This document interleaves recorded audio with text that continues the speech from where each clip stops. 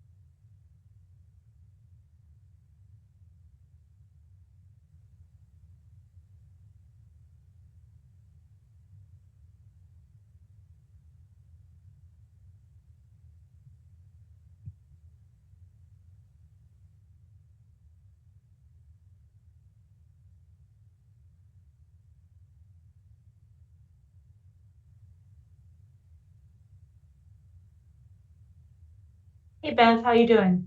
I'm good. How are you? I'm all right.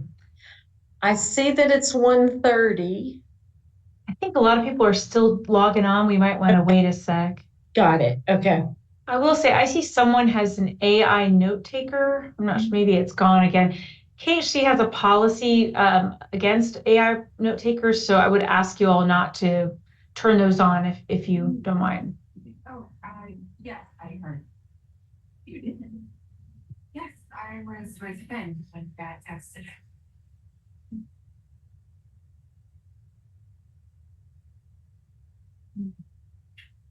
What does an AI note taker do? Kind of, it can just take, it's kind of like dictation. It'll just take notes or not quite Transcribe. minutes, but yeah. Our IT department decided a hard no on that, letting AI attendees join.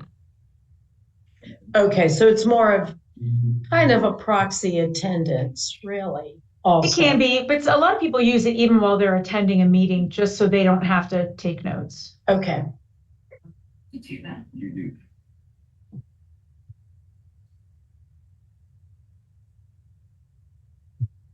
I can see this upstairs. Okay. But I'll be later.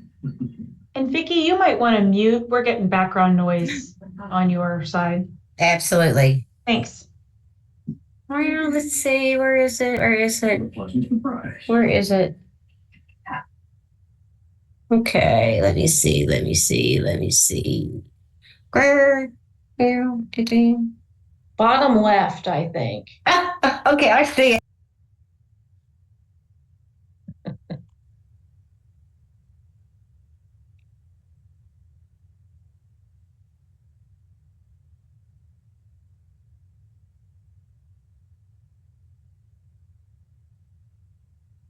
And Beth, I'll leave it to you to decide when you think we ought to get All rolling. right.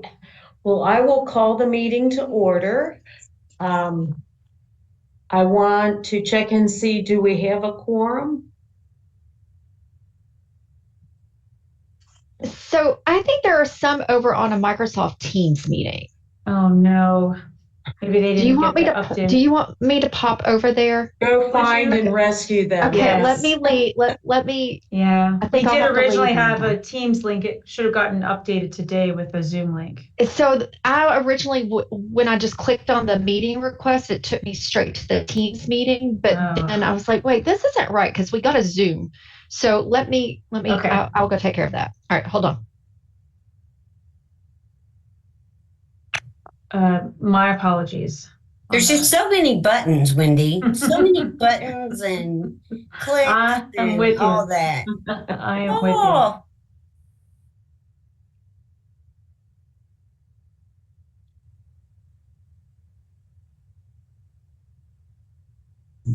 Hey, Carla, this is Kelly. Miss Kelly. Is everyone on this call here for the HPAC meeting? Yes. Yes. Okay, so thank you. There was an update that was sent out today with a Zoom link. I'm going to drop that Zoom link in the chat. Okay. But that is where that's where a whole nother group is they are on the Zoom link. Oh, So oh. let me get that into the chat. Oh, okay. See if Thanks. you guys can. Thanks, Kelly. Can you hear me? Yes, we hear you. All right, so that should work. Move to the Zoom. We're a mess, Move aren't to we? the Zoom. Thank you. All right.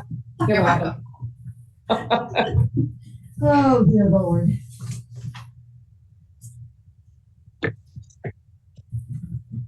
You would think 4 years into virtual meetings, we'd have it down. We don't have it down. We don't I'm have used it to the down. teams. They're a lot easier, if you ask me. Oh, mercy.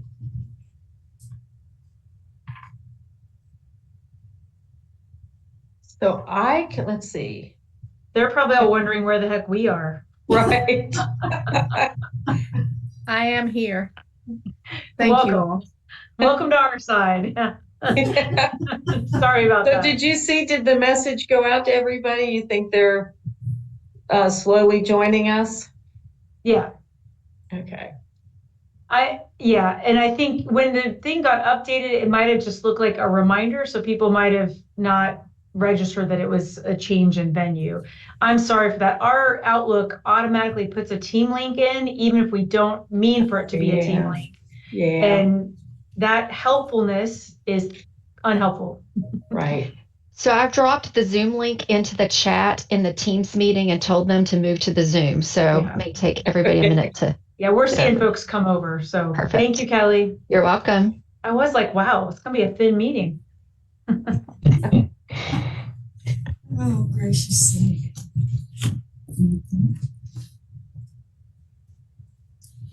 Carly, you may want to mute since you're doing just a lot of paperwork and stuff, Oh, okay. since you're busy. Sorry about that. That's all right.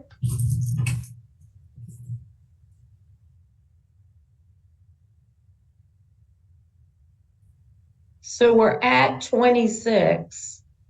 Is that a quorum?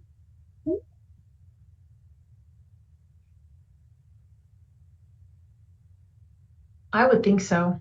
Okay. I mean, I know we've got a handful of staff, but I still think that's a quorum for HVAC. Okay. Well, I will call the meeting to order. And Carla, I'm sorry you just put yourself on mute. Can you confirm that we sent out a press release? Yes, Bev, we did. Thank you. Okay. All right, great. Thank you. So if we could go around the quote table and introduce ourselves. My name is Bev Merrill. I represent nonprofit organizations. I work at Welcome House that has its home base in Covington.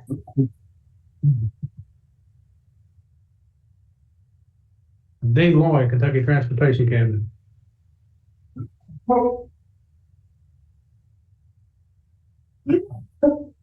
I'm Jennifer Decker, State Representative, District 58. Thank you. Welcome. Jack Worsham, Winterwood Incorporated. Well, good afternoon. Vicki Bowling with the Cabinet for Health and Family Services.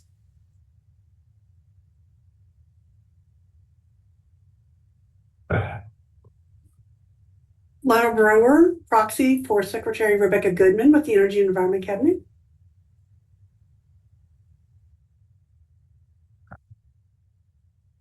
Michael Gardner with Rebound Inc. in Louisville, Kentucky.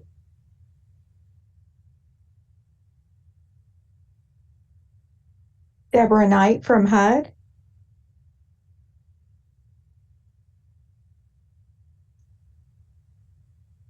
I'm Cedric Irvin with the Kentucky Commission on Human Rights.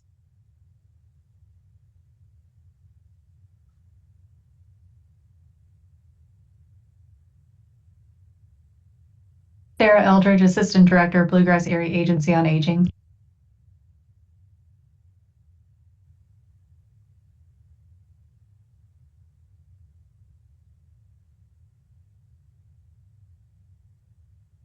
Anyone else? Travis Weber, proxy for Commissioner Sawyer's Branch Manager, Housing and Community Projects, Department for Local Government. Welcome. Ann Anderson, Louisville Metro Housing Authority, Louisville, Kentucky. Olivia McCowan, Home Builders Association of Kentucky.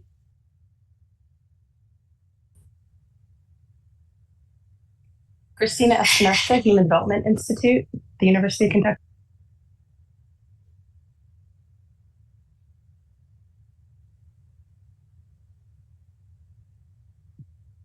Is there anyone else on the committee who hasn't introduced themselves? Max Fuller, Commissioner of the Department of Housing, Buildings, and Construction. Welcome. Ann Price, People's Self-Help Housing. Hello, Ann. Cassie Hudson, Partnership Housing. Hello. Mike Turner, Housing Authority of Burkesville.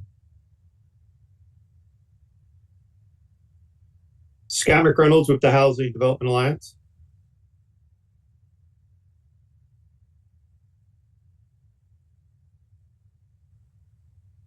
How about if I save us a little pain and suffering and invite and introduce everybody from KHC all at once. We've got our Executive Director, Winston Miller, myself, Wendy Smith. I'm Deputy Executive Director of our Housing Programs. We've got Kelly Reynolds, who's here with our single family programs and will be speaking to weatherization. We have Lisa Barron, who just can't manage to retire fully from KHC and is working on special projects for me. That's why she's joining here today. And then we've got Carrie Kendall, who does support for this, Shay Raybold, who is a technical administrator in our homeless programs for the continuum of care. And I think that's everybody from KHC who's on the call. All right. Thank you, Wendy.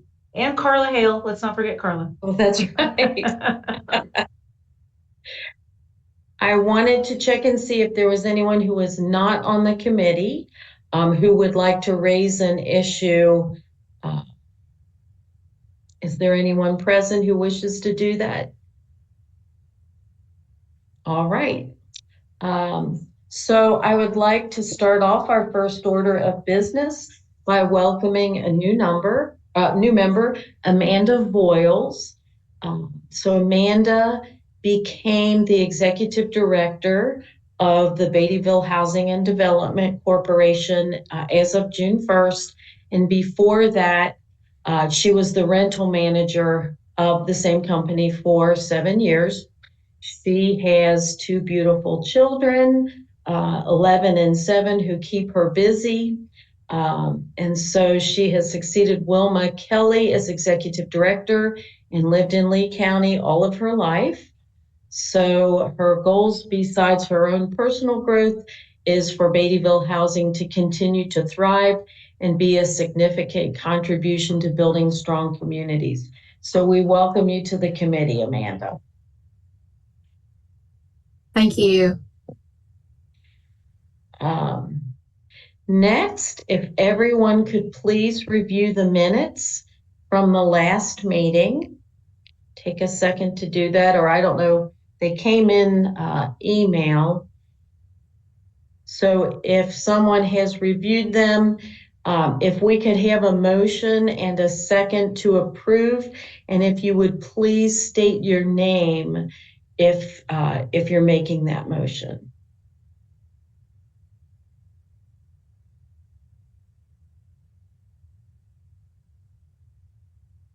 Dean Loy, I'll make the motion. Thank you. And is there a second? Vicky Bowling, I'll second. Thank you, Vicky. Is there any discussion about the minutes? Any questions or corrections? All right. If everyone would please say aye if you approve the minutes. Aye. Aye. Aye. Aye. Aye. Aye. All right. And any opposed? All right. So the minutes are approved. Next, we have Kelly Reynolds to update us on Kentucky's weatherization programs. If I can interrupt real quick, Bev, we do have the 2023 annual report in addition to the minutes that needs to be approved. Okay. All right. So Carla did an absolutely outstanding job on the annual report. So if someone who has read it and reviewed it, if we could please do the same, where we have a motion to approve the annual report and a second. And again, if you would please give your name.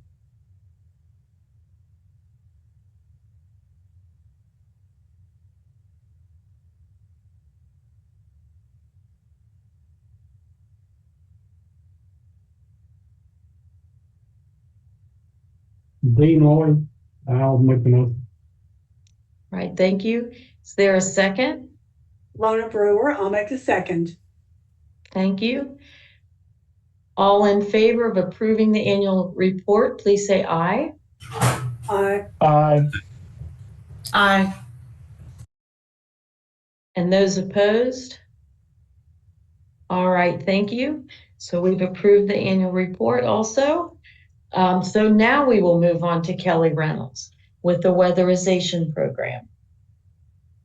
Good afternoon to everyone. This will be, I think, a fairly quick update of what's going on in weatherization. We did have our formula state plan that was approved July 1st, so we were able to get those contracts out the first week.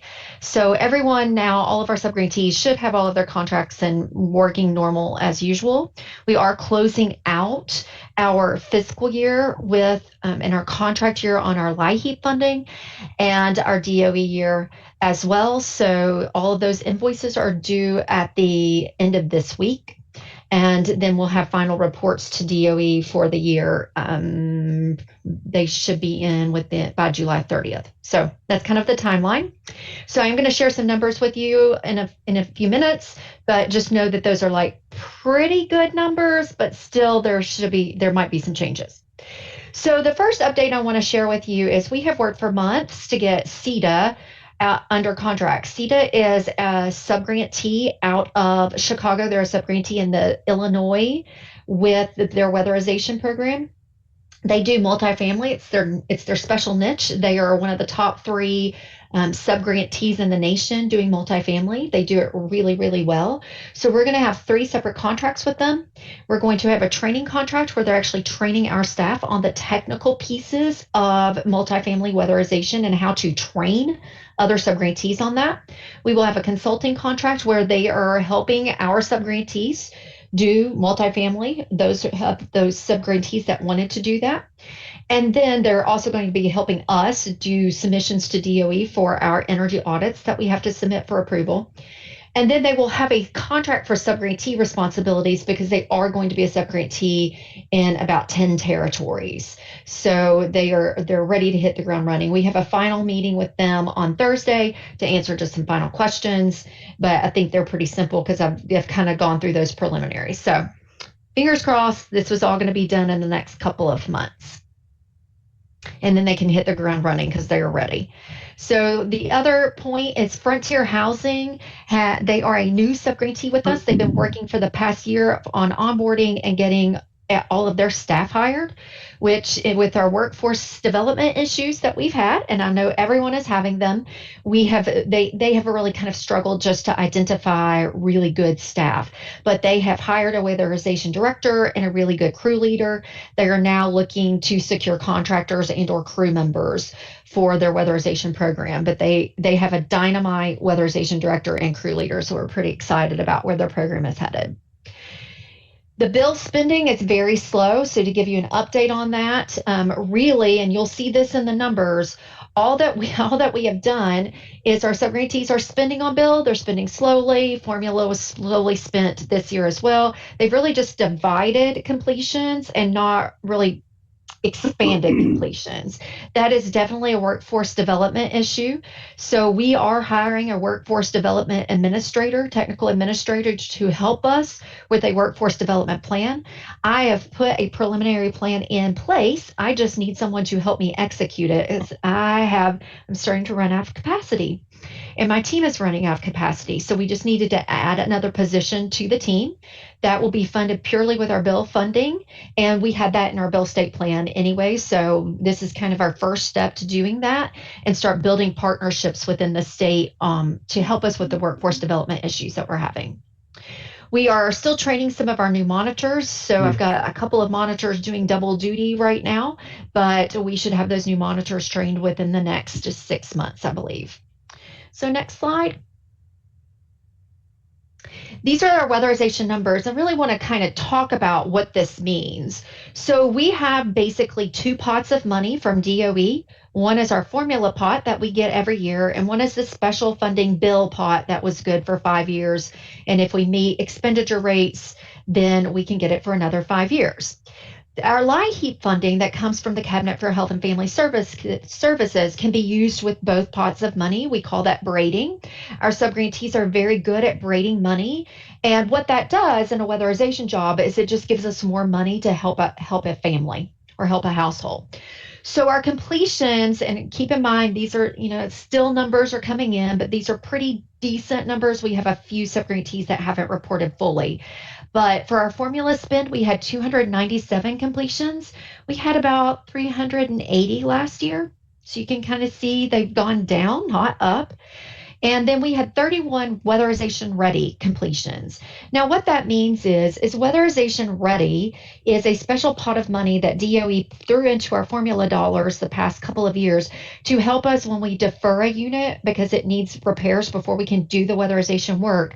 That funding, weatherization ready funding, will allow us to make the repairs on a unit so that we can move forward with weatherization. And we can use that pot of money in formula or in bill. So that just gives you a picture of what we're doing with it.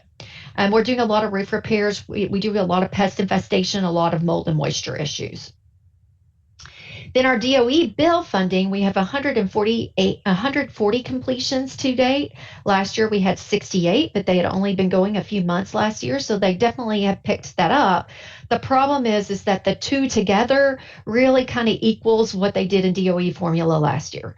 So definitely workforce is hindering their ability to use the funding for bill. And I'm hoping that this multifamily movement will expand that, and then bringing CETA into the state to just focus on multifamily will also help us spend that so that we can spend and get more money.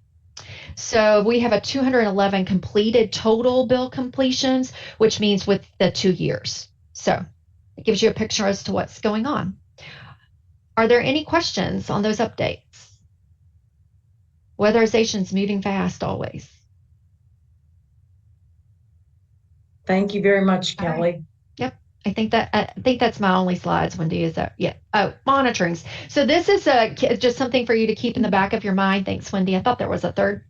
For our monitorings, we actually have just gotten super lucky that we participated with the Cabinet for Health and Family Services with a monitoring or an audit with Health and Human Services in April. And then that kind of spurred some more monitorings. DOE is going to come down and do an administrative financial monitoring with our formula and bill dollars September 3rd through 5th. They haven't been here to do that since 2016. So we are very overdue. That is because we're very low risk, which is where I like to stay, but it is time for them to get out and to see us. And this is one of the criteria that we have to meet in order to get more bill money, because we've only so far been able to draw down 30% of the funding. This would allow us to draw down our full amount. I mean, we've drawn down 50%. This would allow us to draw the other 50% is to get this piece done.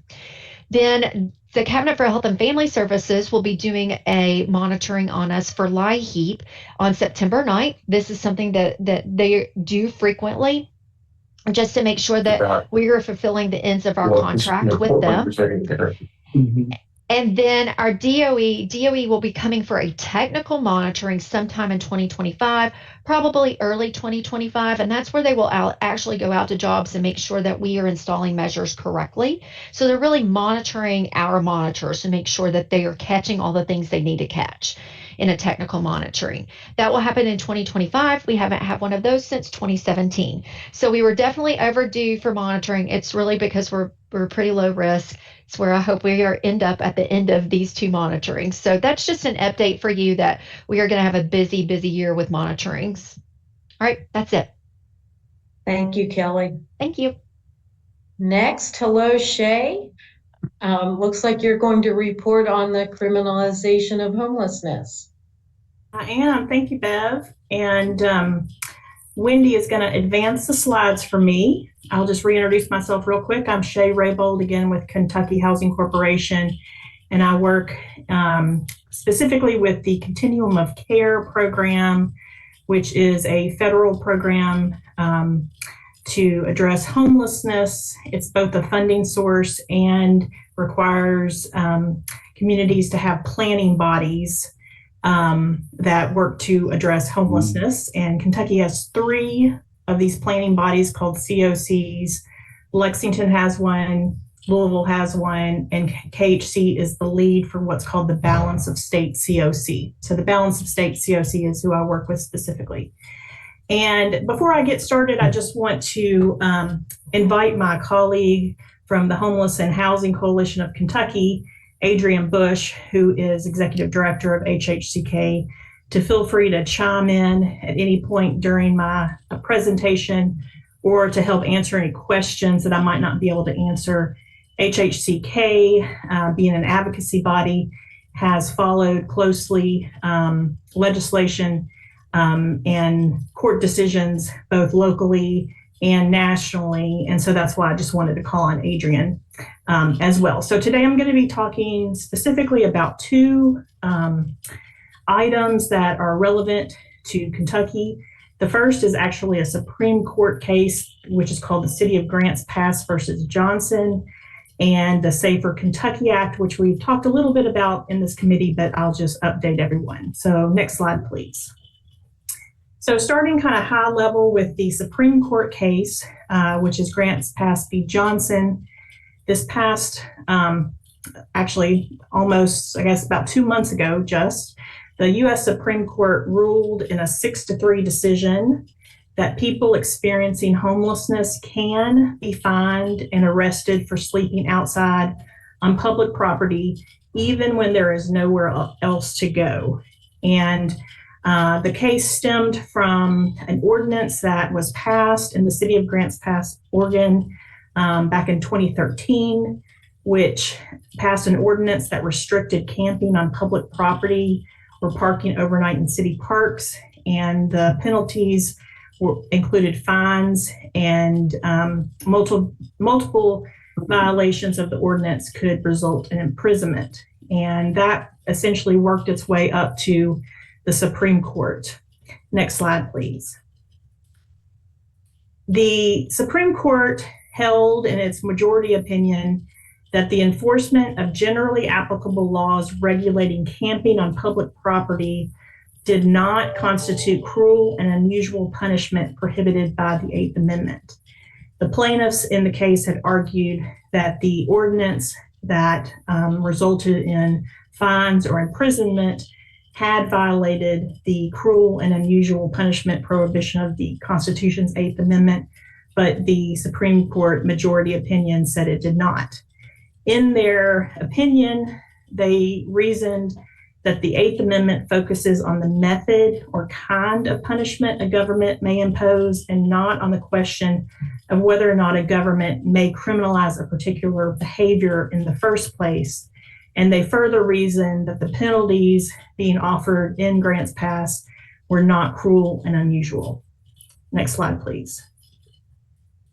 In addition to arguing that the ordinance had violated the Eighth Amendment, the plaintiffs had argued that Grants Pass was criminalizing the status of being homeless, but the court's majority reasoned that the ordinance was criminalizing the behavior of sleeping on public property and not on the status of being homeless. And Justice Sotomayor, joined by Justices Kagan and Jackson, wrote in their dissent that the decision effectively criminalized homelessness by punishing people for the status of being homeless, which they deemed to be cruel and unusual under the Eighth Amendment. However, the majority opinion prevailed, and therefore the Supreme Court has ruled that the City of Grants Pass legislation, as well as legislation across the country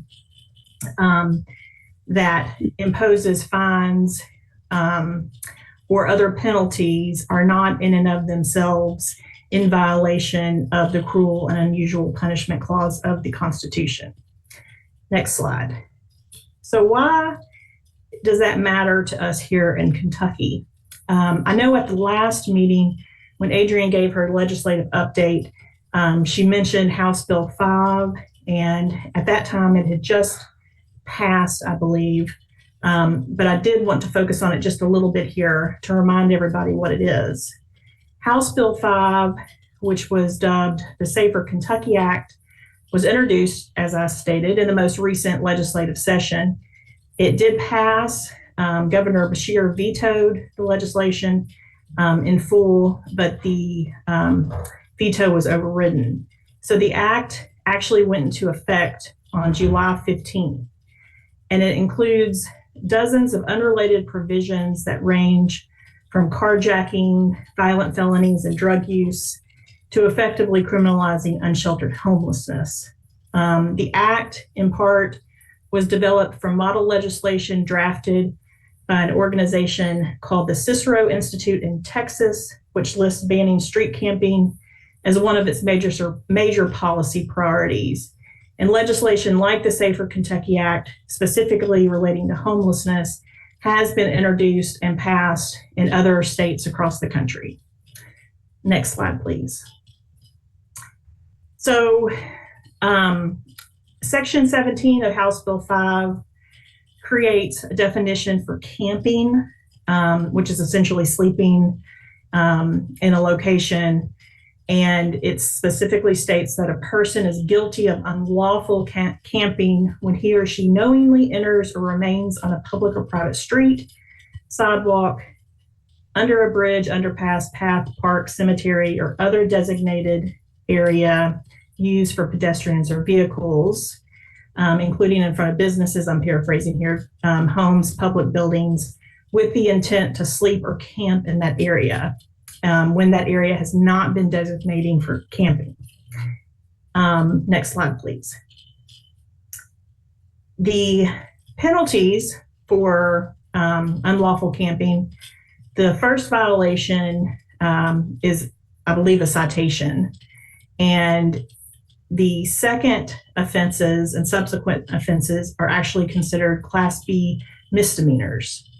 Or on the first offense, if the individual refuses to cease the offense. And a Class B misdemeanor in Kentucky can result in a fine of up to $250, jail time of not more than 90 days, or both jail and a fine. And a Class B misdemeanor stays on a person's permanent record. Next slide. So,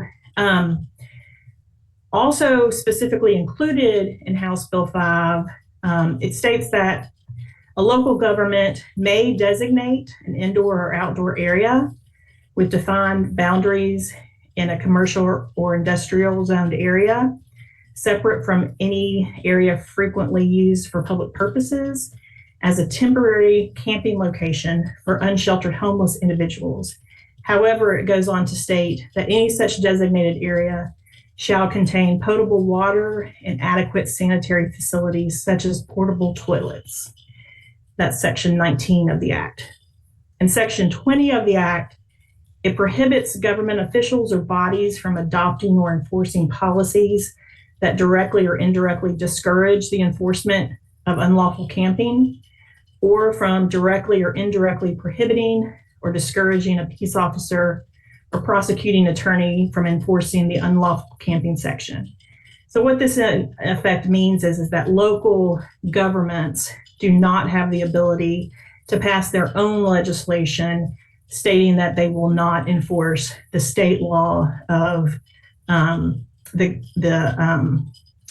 camping prohibition on public property. And it also specifically says that the Attorney General may bring civil action against any governmental official or body who violates the Section 20 of the Safer Kentucky Act. Next slide, please. So what does this mean for Kentucky? So each year, as many of you all know, across the country, the U.S. Department of Housing and Urban Development requires continuums of care to conduct what's called a point-in-time count. In Kentucky, we refer to ours as the K count. It occurs during one night in January. And in the most recent K count, which was conducted at the end of January of 2024, we found that on that specific night, so therefore we say on any given night, at least 5,231 people, so approximately 5,000 people, are experiencing literal homelessness in Kentucky. And that means that people are either sleeping in emergency shelters, transitional housing programs, or outside. And of that approximately 5,200 people, about 1,700 were found to be unsheltered, which means they were sleeping outside or in other places not meant for regular human habitation, like an abandoned building or perhaps a post office lobby that was open overnight, but most likely sleeping outside in an environment that might be stereotypical in a park or under an overpass that you might think about. And so this means that on any given night, approximately 1,700, probably more, because that number comes from who we were able to actually find on that specific night. But at least 1,700 could be potentially violating the Safer Kentucky Act.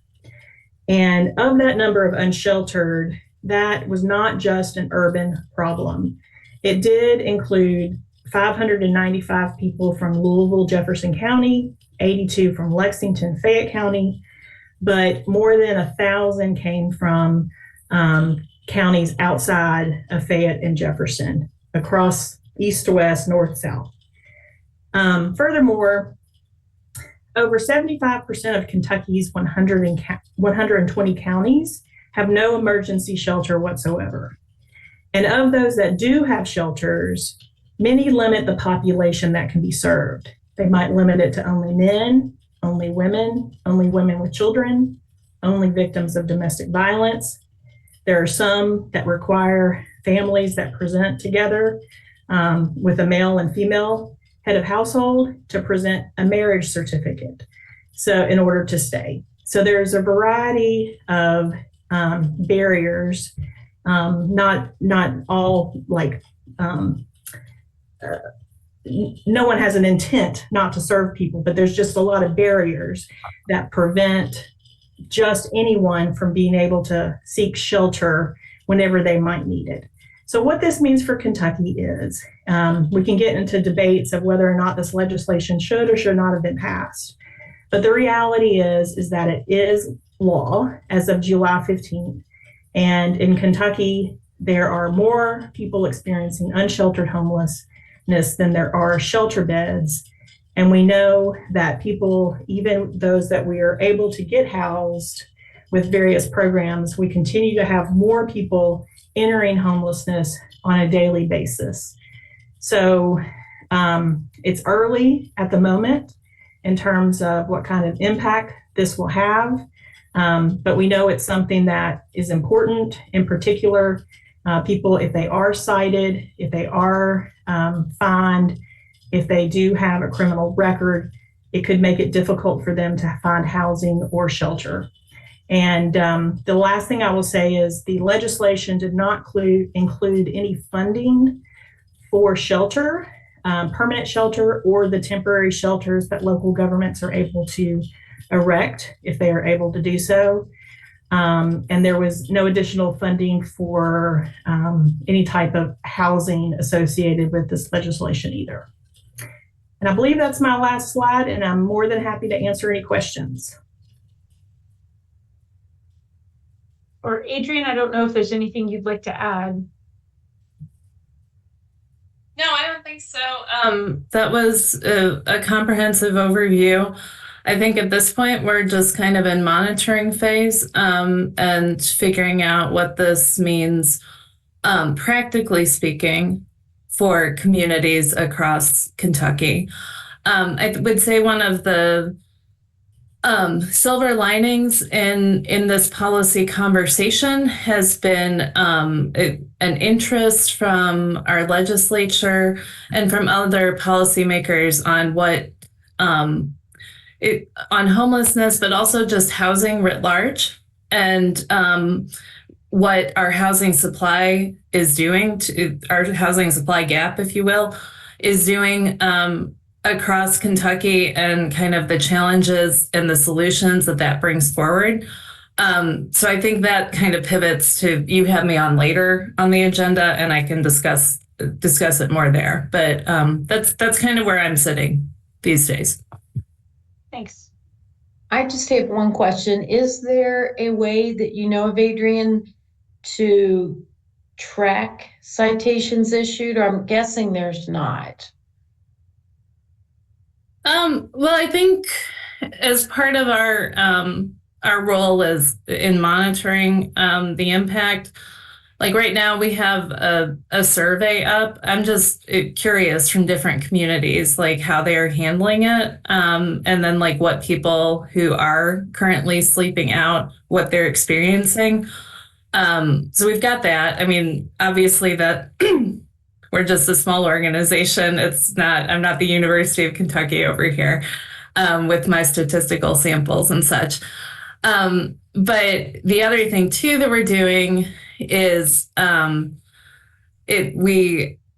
kind of taking this moment to host housing and homeless roundtables across the state. So we were in Paducah last week with over 50 different providers and elected officials. The mayor was there, the police chief was there.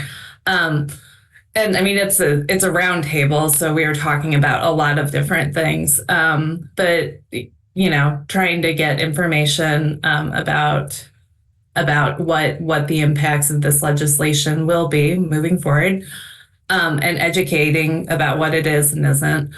And then lastly, I think there may be other groups doing some sort of data request. I don't know. It's early days yet, so we'll see. All right, thank you. Are there any other questions? All right, thanks a lot, Adrian.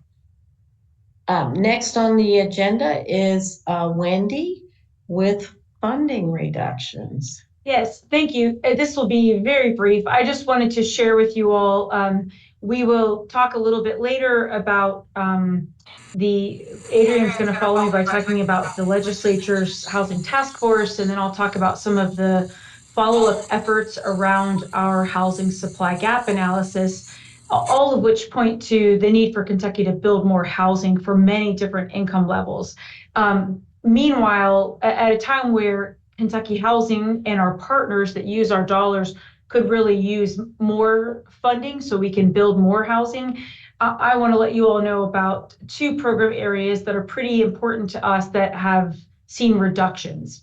The Affordable Housing Trust Fund, which is a Kentucky generated fund. It doesn't have federal regulations. It's quite flexible. We use it for building single family homes, for repairing single family homes for very low income homeowners and for building apartments. Those funds are generated by a flat $6 fee on when mortgages or deeds are recorded. And because no one is selling their home right now, that's an exaggeration, but home sales are way down. So those fees are way down, and it's a flat fee, so it hasn't gone up in quite a long time. We expect this fiscal year to potentially get less than $4 million total.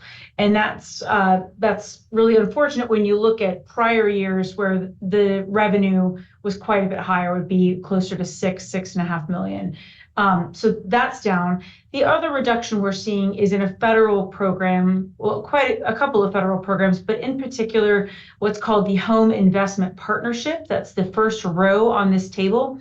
This is a table of the HUD formula allocations that come to Kentucky, to the state of Kentucky. So it doesn't include what might go to Louisville or Lexington or Owensboro, but what comes to the state. We get 4 different formula allocations that come to KHC, and then the Department for Local Government has some HUD dollars that go to them. And by formula allocation, it means it's just based on your population and a calculation, and it comes each year. So it's not one-time disaster money or pandemic money. It's just the year-to-year dollars.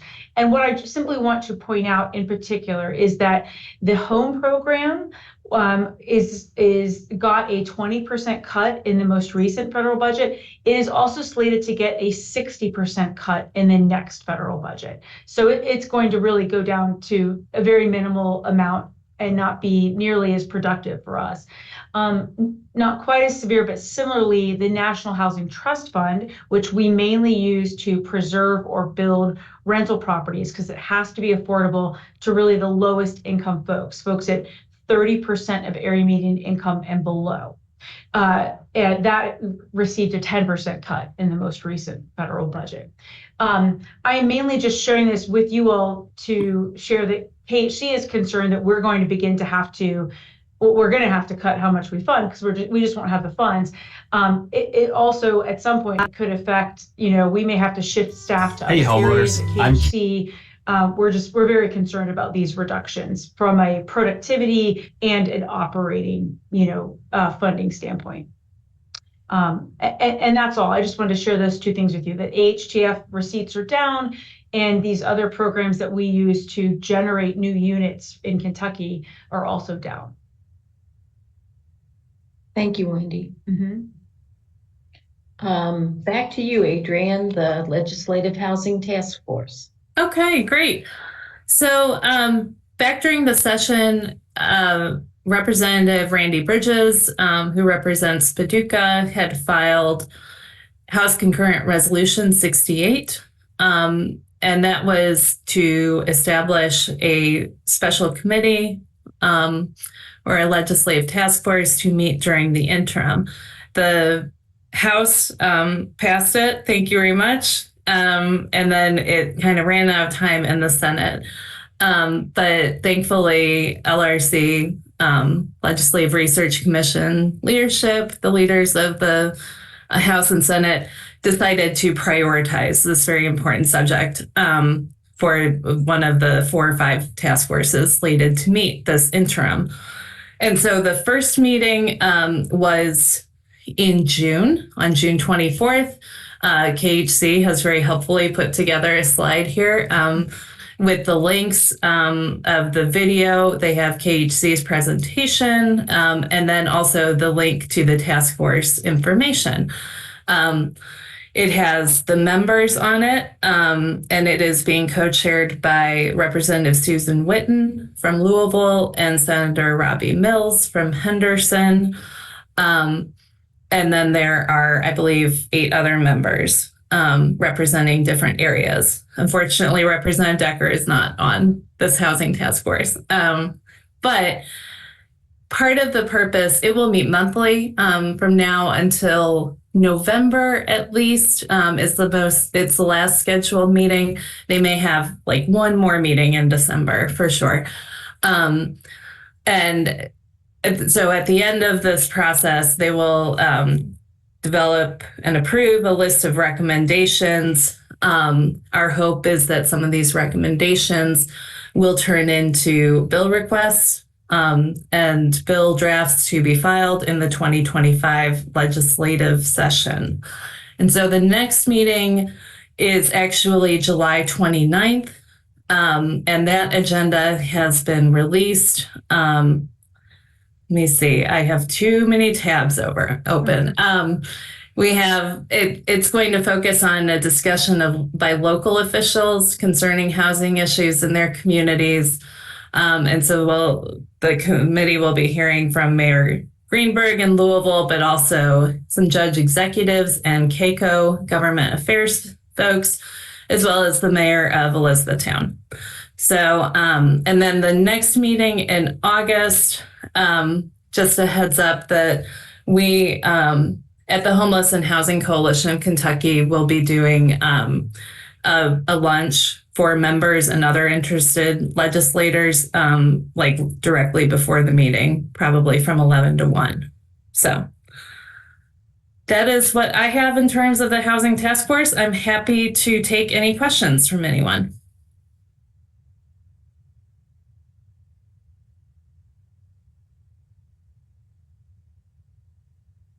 Bev, I think you're muted. Thank you. Sure. Thanks, Adrian. And now we'll bounce back to Wendy for the housing supply gap efforts. So at our last HPAC meeting when we were in person, we did a little bit of a deep dive with you all into the phase 1 findings of our housing supply gap analysis. I wanted to share with you all, I felt like that got a lot of momentum. We had a lot of good discussion, and quite a few things have happened since then, including, as Adrian shared, the first meeting of the Legislators' Housing Task Force. That task force forming was in no way the result of our analysis. It just happened to be co-timed. And so we presented in pretty significant detail the findings of the supply gap analysis at the first meeting of the Housing Task Force. Again, we'll send out this PowerPoint, and you'll have links if you want to watch it or just see our PowerPoint slide deck. Was well received. I felt like the committee members were really engaged. And we've also had kind of other new partners emerge that have wanted to talk about the housing supply gap analysis. So I will just remind you all, as we shared at the last meeting, our market analyst found that the current supply gap, and I'm not talking about to address homelessness, I'm talking about to address homelessness, housing overcrowding, workforce issues, folks who are renting and would love to buy and could buy if there were a home available in the marketplace aligned with their income. That when you look at like the range of incomes and housing needs, renter and home ownership, Kentucky needs to build 200,000 units. That is significant, and it is all across the state. It's not just an urban issue, it is across so many counties. And I'll just remind you all that all of this information and the report, the raw data, it's all available on our website. So this is all just reminders from our last meeting, just so you all don't forget. So what I wanted to share with you all was, in addition to the task force, we've had many meetings with area development districts, with their Association of Area Development Districts. The Kentucky Association of Counties has reached out to us, wanting us to kind of present the supply gap to their membership. We have an ongoing relationship with the Kentucky League of Cities. We'll be presenting at their conference in September. But simultaneously, right alongside when we were doing our study, the Kentucky Chamber of Commerce, along with the Home Builders Association, they were also doing listening sessions and a lot of research about housing issues in Kentucky, and their lens really was focused on the worry that housing shortages were going to impede future economic growth in Kentucky. So theirs is a slightly different rate. We tend to be focused on lower income Kentuckians, but we have recognized that because there's a supply gap, we have middle income Kentuckians and poor Kentuckians competing for the very same units. The Chamber and the Homebuilders Association were a little more focused on the impact on economic growth, which we are all for. We think that's a really appropriate framing. Their report, I really encourage anyone who's interested to download it. We'll have the link when we send this slide deck out to you all. It's really well written. It's really emphatic in the reality of the gap, as well as the need to take action to get more home building happening across Kentucky. And they look at it from a lot of different angles, certainly not just about affordability. It's about having a lot of different housing types to support economic growth. There are a number of kind of emphatic encouragements in their report. I mean, they really talk about that could hold us back economically if we don't get more housing built, and that we need to act now. They offer a range of solutions. Some of them do speak to things like the Affordable Housing Trust Fund and modernizing how it is funded, like increasing that $6 fee either to a higher fee or a percentage. But they offer a real range that relate to land use, many different things. I think it is a really well-crafted report, and I just want to make sure it's on your all's radar, because it's not often, well, it's the first time that I know of that the Kentucky Chamber has ever done a report focused on housing. And it's the first time like what we're talking about and researching and what the Chamber is talking about and researching are so aligned. And we've had a lot of conversations with them to make sure that our work is informed by one another. I just really encourage you all to take a look. I know that the Chamber and the Homebuilders Association will be, or at least hope to speak to the legislature's housing task force. I don't know if that's been scheduled, but I know they have been in conversation with the task force and hope to, bring their findings and recommendations to the task force. In addition, the National League of Cities and the American Planning Association have put out, this is at the national level, but this thing called the Housing Supply Accelerator Playbook. I'm sharing this because I've heard from many from the Northern Kentucky Area Development District, from the city of Bowling Green, and some other local and regional leaders that they feel like this is a really great resource for cities and regions. So don't let, League of Cities throw you off if you're focused on a county or an ad district, but it's a really good kind of set of steps that a region or a city could take to try to think about how they could get more housing construction happening in their area. So I'm just sharing that, and I'll have that link because so many have told me that it's a good resource. I feel like it's worth making sure you all know about it. And then I also wanted to let you all know, we've had many conversations and presentations about manufactured housing and modular construction. And I think, and this happened after our last meeting, so I wanted to make sure you knew about it. Just outside of London, Kentucky, Clayton Homes is developing 51 homes for home ownership, a brand new subdivision. And Clayton Homes, which is a manufactured housing producer, they are the developer. This is not their normal mode, right? Usually they build the units and sell them at retail lots around our state and many states. In this case, they are building what are called cross mods, which will be eligible for conventional mortgage financing. That's also different. So the folks who buy these houses will get a traditional mortgage, and it will be real estate property, not personal property or chattel loans.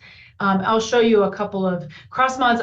They have very specific requirements. They have to have a porch. They have to have a garage. They have to have a certain roof pitch. But I'll just show you a couple of the renderings of the homes that are going to be built. You would not know if it was manufactured housing or not. They will all be what's called net zero ready. And in this case, they're going to put solar on these houses. This is kind of a proof of concept effort. And my hope would be that they host, once they get some footers in and some houses located, that folks like HPAC, local leaders, whoever, can go and kind of kick the tires and see these houses like on site that are going to be sold to people, not a demonstration house, not in at the Expo Center in Louisville. It's on the ground. It's going to be lived in soon. So I'm just sharing with you all that that's happening. The governor was at that ribbon cutting along with lots and lots of folks who were interested in it. I also want to make sure, because I can't remember if I've shared this with you, that a modular construction factory called MMY, which is in Louisville, they did a ribbon cutting on their factory. They build, it's not Lego homes, but it's like they would build like the unit and then you can stack them. So let me show so you could do a 4-plex, you could do a 10-plex, you could do a 20-plex. And so the construction is expedited because whether you're buying kind of 2-bedroom units that kind of come in this steel frame and then they can be stacked and the ductwork lines up, it just expedites construction.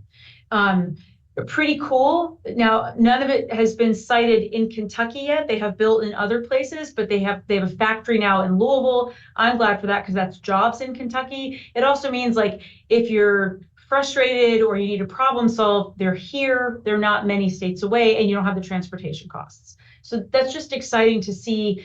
We need stick-built homes, but we need other ways to build homes too. And so we're glad to see this added to the mix. And these are just what some of their finishes. They can kind of finish with, clapboard, brick. They can even have some pretty modern, funky exteriors, but pretty neat stuff. It's exciting. And that was it. I just wanted to make sure you all knew. I just want to give you some updates to follow up on the conversations we've had about the supply gap and those efforts. This is all pretty new for KHC. Usually we just run programs, right? But we're really trying to think a little bigger about how Kentucky can get more housing, whether or not it is income restricted.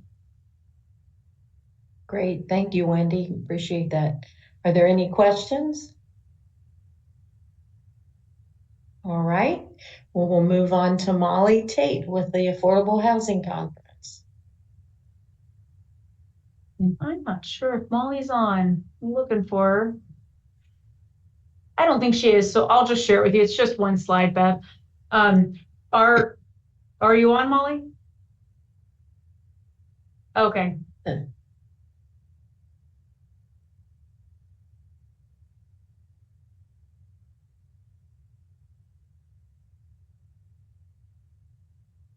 Well, I've got the slide pulled up to talk about if you want me to stop, I will.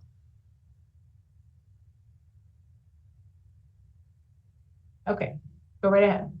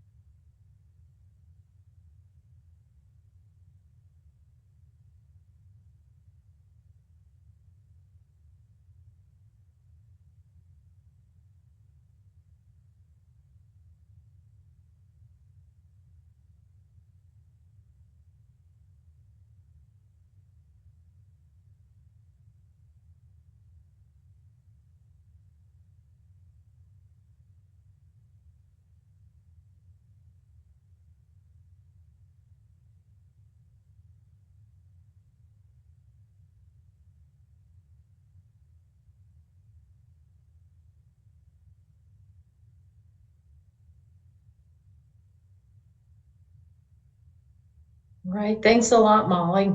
It looks really interesting.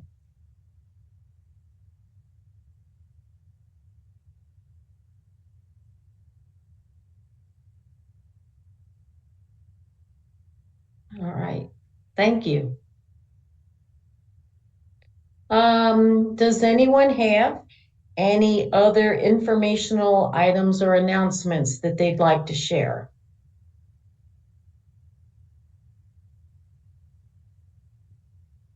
Okay. If possible, I'd like to make a couple of comments about House Bill 5 and an update and some thoughts.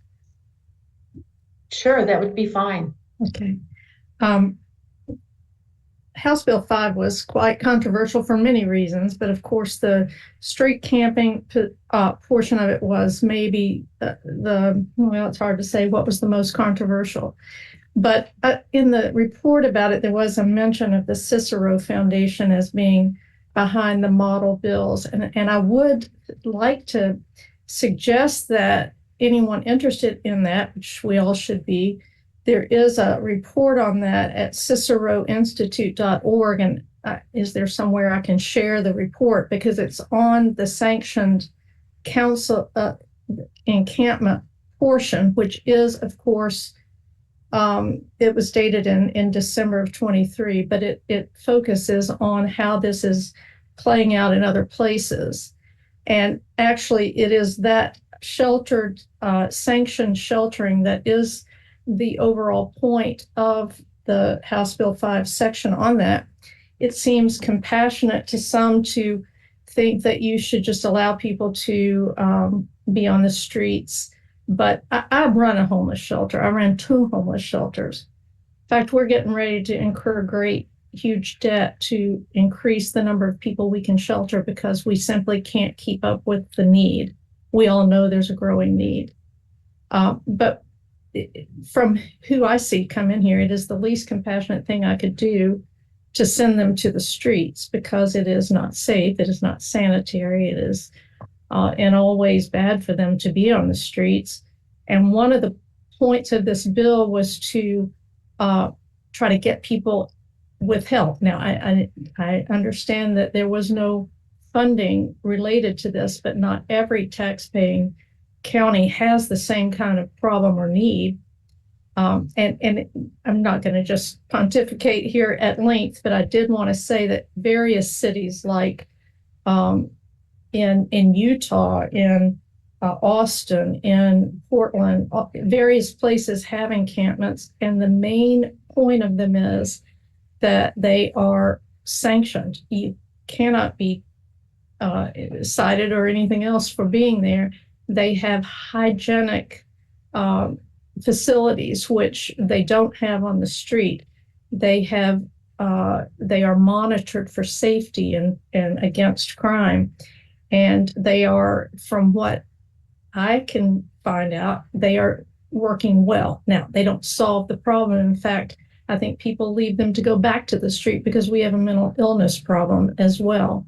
So I just wanted to throw out there to look at the Cicero reports because the point was compassionate to get people off the streets, to get them in places where they are not trespassing, where people's businesses are not being hurt, where they are not subject to crime or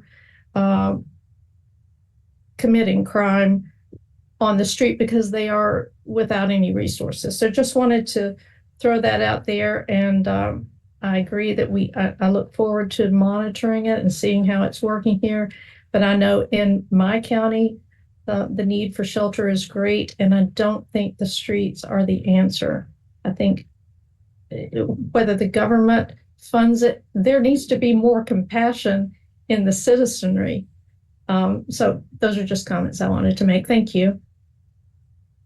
Thank you, Jennifer.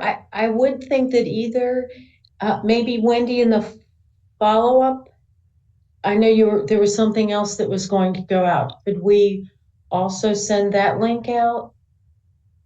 Yeah, and if Representative Decker could put it in the chat of this, maybe someone has. Let's see.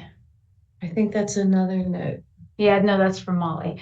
So if you can put the link in the chat for the Zoom, or I could probably find it online, I feel like. I'm looking for how to do that right now. Thank you. At the bottom, there's a little kind of Uh-huh. like speech bubble that says Yes. chat. Yeah. Thank you. I want to make sure you get time to do that. Are there any suggestions for agenda topics for the next meeting? Any ideas?